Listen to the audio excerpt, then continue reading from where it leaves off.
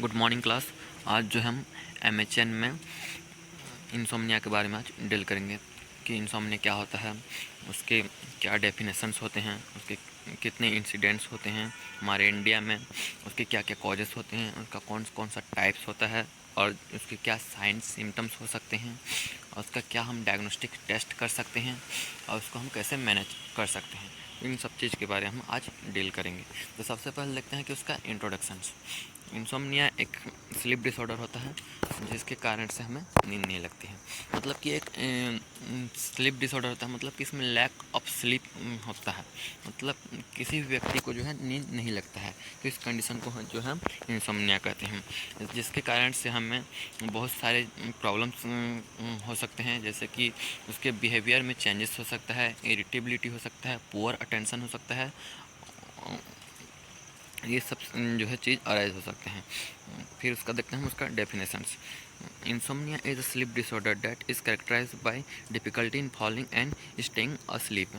यह एक sleep disorder होता है जिसके कारण से हमें नींद नहीं लगता है, इसमें लैक ऑफ स्लीप हो जाता है। तो इस कंडीशन को जो हम इंसोम्निया कहते हैं। फिर उसका हम देखते हैं उसका इंसिडेंस। इंडिया में जो है 51% जो व्यक्ति रहते हैं वो 11 PM टू 1 AM में मोस्टली जो है सो जाते हैं। ये इंसोम्निया केस जो है वो 60% जो है इंडिया में प्रेजेंट है। और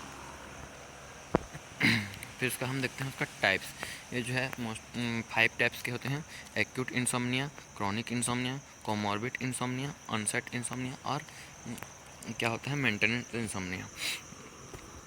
जिसका हम फर्स्ट देखते हैं एक्यूट इंसोम्निया। एक्यूट इंसोम्निया जो होता है वो एक्यूट मतलब होता है कि शॉर्ट टाइम के लिए या फिर शॉर्ट पीरियड के लिए। तो इसमें जो है नाम से पता चल रहा है कि जो है इसमें शॉर्ट टाइम के लिए नींद नहीं आता है। किसी प्रकार की स्ट्रेस, एंजाइटी या फिर कोई फैमिली प्रॉब्लम रहता है तो इस कंडीशन में तो इसको जो है हम एक्यूट इंसोम्निया कहते हैं। फिर दूसरा है क्रॉनिक इंसोम्निया। क्रॉनिक इंसोम्निया मतलब कि लॉन्ग टाइम के लिए, लॉन्ग पीरियड के लिए होता है।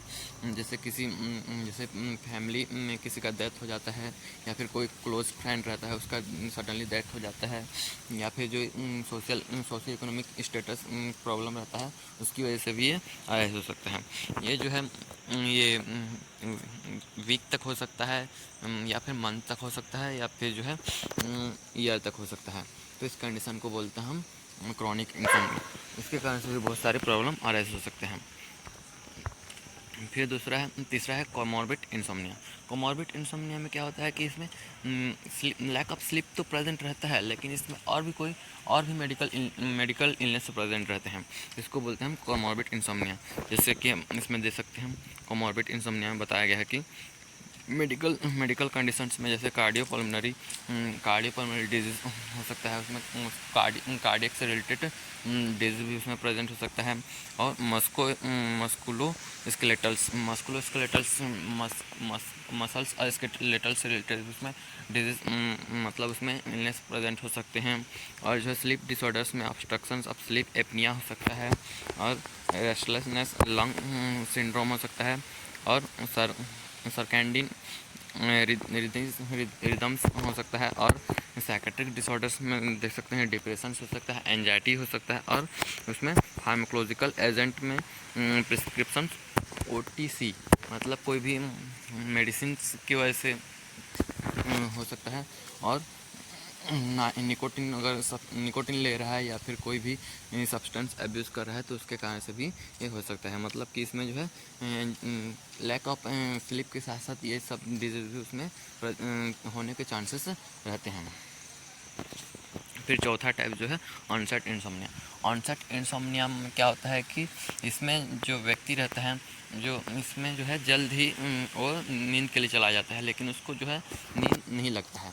उसको जो है 1 घंटे बाद, 2 घंटे बाद, 1.5 घंटे बाद नींद लगता है, तो उसको बोलते हैं हम ऑनसेट इंसोम्निया।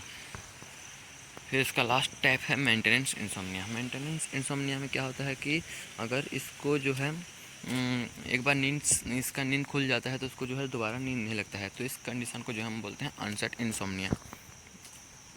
फिर इसका हम देखते हैं कॉजेज़ की, इसका कौन कौन से कॉजेज़ हो सकते हैं। तो इसके कॉजेज़ में जो है हाइपोथायरॉयडिज्म हो सकता है, मतलब कि जो है थायराइड जो है एक्सेसिव सेक्रेट हो सकता है, इसके कारण से हो सकता है। और आर्थराइटिस जो है जॉइंट में इन्फ्लामेशन हो जाता है, तो इस कंडीशन को जो हम आर्थराइटिस बोलते हैं। यह जो है पेनफुल कंडीशन होता है, जिसमें पर्सन को जो है सीवियर पेन होता है। फिर है chronic lung and kidney disease. Chronic lung kidney disease मतलब कि उसमें कोई उसको कोई लंग्स से रिलेटेड कोई डिजीज़ हुआ हो या फिर किडनी से रिलेटेड कोई डिजीज़ हुआ हो, तो इसके कारण से भी इंसोम्निया जो है अकर हो सकता है। फिर कार्डियोवैस्कुलर डिजीज़, अगर हार्ट से रिलेटेड कोई डिजीज़ उसमें प्रेजेंट हो तो उसके कारण से भी ये हो सकता है। और जो है हार्ट बर्न मतलब कि चेस्ट में उसको जलन हो, उसको बर्निंग सेंसेशन हो, तो इस कंडीशन के कारण भी इसको कॉज हो सकता है। डायबिटीज़ के कारण भी कॉज हो सकता है। और मेनोपॉज मतलब होता है कि जब मेंस्ट्रुअल साइकिल स्टॉप हो जाता है, तो उस कंडीशन को जो है मेनोपॉज कहते हैं। इस कंडीशन में भी कभी कभी ये इंसोम्निया आरएस होने के चांसेस रहते हैं। फिर इसका हम देखते हैं क्लिनिकल मैनिफेस्टेशन मतलब कि उसका जो क्या क्या उसमें साइन एंड सिम्टम्स प्रेजेंट हो सकते हैं। तो सबसे पहले जो है लोअर परफॉर्मेंस रहेगा, उसका जो है कोई भी काम को अच्छे से वो परफॉर्म नहीं कर पाएगा। स्लो रिएक्शन टाइम, मतलब किसी भी काम को करने में उसको जो है वो स्लोली करेगा। क्रॉनिक पेन उसमें प्रेजेंट रहेगा उसमें। और हाइपरटेंशन, उसको जो है हाइपरटेंशन भी हो सकता है। और फटीग होगा, उसको जो है थकावट लगेगा, घबराहट लगेगा, हेडेक हो सकता है, उसको जो है सिर में दर्द हो सकता है। पुअर कंसंट्रेशंस, वो किसी भी चीज़ को कंसंट्रेट अच्छे तरीके से नहीं कर पाएगा, उसका जो कंसंट्रेशन वो पुअर हो जाएगा। फिर उसका देखते हैं हम डायग्नोस्टिक इवैल्यूएशन, मतलब कि उसमें कौन कौन से हम टेस्ट कर सकते हैं, डायग्नोस्टिक टेस्ट कर सकते हैं। डायग्नोस्टिक टेस्ट में जो है इसका हिस्ट्री टेकिंग करेंगे, उसका जो है कंप्लीट हम हिस्ट्री लेंगे पहले, फिर उसका जो है फिज़िकल एग्जामिनेशन करेंगे, फिर उसका स्लीप हैबिट रिव्यू करेंगे, उसको स्लीप जो है उसको स्लीप अच्छे से लेने के लिए बोलेंगे। और उसको जो स्लीप लिया है उसको वो कब कितना टाइम वो स्लीप करता है, उसको जो हम पूरा चेक करेंगे। फिर स्लीप स्टडी, फिर उसका हम मैनेजमेंट देखते हैं। मैनेजमेंट में नॉन फार्माकोलॉजिकल मैनेजमेंट में उसको जो है हम थेरेपीज प्रोवाइड करेंगे। थेरेपीज में जो है कॉग्निटिव बिहेवियर थेरेपी देंगे। कॉग्निटिव बिहेवियर थेरेपी जो है एक बिहेवियर को टेस्ट करने के लिए एक थेरेपी देते हैं। यह जो है एक साइकोथेरेपी होता है, जिसमें इसमें देख सकते हैं हम उसके जो पर्सन के हम थॉट को, इमोशंस को और बिहेवियर को और उसके जो फिज़िकल सेंसेशंस होता है उसको हम करेक्ट करने के लिए थेरेपी हम प्रोवाइड करते हैं। इसको बोलते हैं हम कॉग्निटिव बिहेवियर थेरेपी। फिर इसका हम फार्माकोलॉजिकल मैनेजमेंट देखेंगे। फार्माकोलॉजिकल मैनेजमेंट में जो है इसको हम मूड स्टेबलाइज़र दे सकते हैं। मूड स्टेबलाइज़र में उसको हम सोडियम वॉलप्रोरेट देंगे। फिर दूसरा जो है एंटी डिप्रेसिव ड्रग दे सकते हैं। एंटी डिप्रेसिव ड्रग्स में जो है हम उसको कार्बामेज़ापेम दे सकते हैं और सर्ट्रालिन दे सकते हैं। फिर उसको जो हम एंटी एंजाइटी ड्रग देंगे। एंटी एंजाइटिक ड्रग में उसको हम अल्प्राजोलम दे सकते हैं, डायज़ापाम दे सकते हैं। फिर में जो है हर्बल सप्लीमेंट मतलब कि लिवेंडर दे सकते हैं और कैमलोमाइल दे सकते हैं।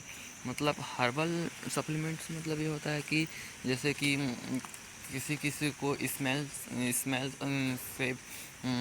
से अच्छा नींद आता है, तो उसको जो हम उसको रूम स्प्रे मतलब कि जो अच्छा सुगंधित उसको स्प्रे